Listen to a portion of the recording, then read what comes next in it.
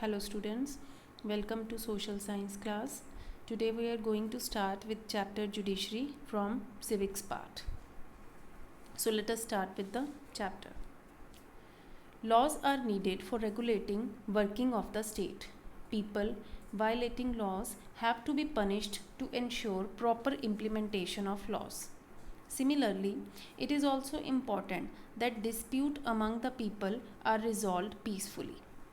Judiciary is needed to discharge these functions. Its main function is to protect the rights and freedom of citizens, administer justice, and settle disputes in accordance with the laws of the Constitution and those enacted by the legislative. Justice is possible only if the judiciary is impartial. So it is important that the judiciary remains independent of the executive and the legislature. Now, what is the role of judiciary? Judiciary is the third and very important organ of the government. The judiciary is very important in a democratic country due to these reasons.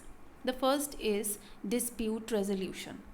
Judiciary is very powerful in solving disputes between citizens, people, the governments, the center, and the state, two or more states.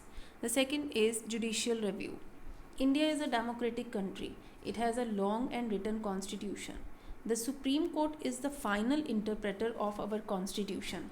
It is empowered to declare a law null and void if it goes against the constitution. The third one is upholding the law and enforcing fundamental rights. Supreme Court is the guardian of the fundamental rights of the people. If the courts believe that their fundamental rights have been violated, the judiciary upholds and enforces the fundamental rights of the citizens of India. Now, what is an independent judiciary? India has an independent judiciary which is free from the influence of the executive and the legislative.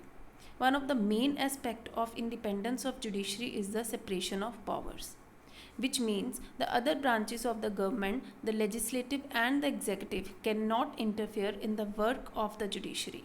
Once the judge is appointed to this office, it is also very difficult to remove a judge. Now, what is the structure of courts in India? There are three different levels of courts in our country, or you can say judiciary has a pyramidal structure. There are three different levels of courts. The Supreme Court is at the apex of the judicial hierarchy, followed by the high courts in the states, and then the subordinate courts in every district. The lowest court in the judiciary hierarchical order is the court of the magistrate. The courts that most people interact with are called subordinate or district courts. Each state has a high court, which is the highest court of the state. At the top is the Supreme Court, that is located in New Delhi and is presided over by the Chief Justice of India. The Indian judicial system is one of the most important organs of the Indian government. The judiciary of India is an independent body and is separate from the executive and legislative. It plays a crucial role in functioning of India's democracy. It maintains law and order in the country and also solves problems related to civil and criminal offences.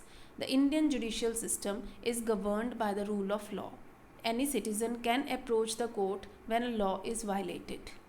In the second part of this video, we will discuss about civil and criminal offences. Thank you, children.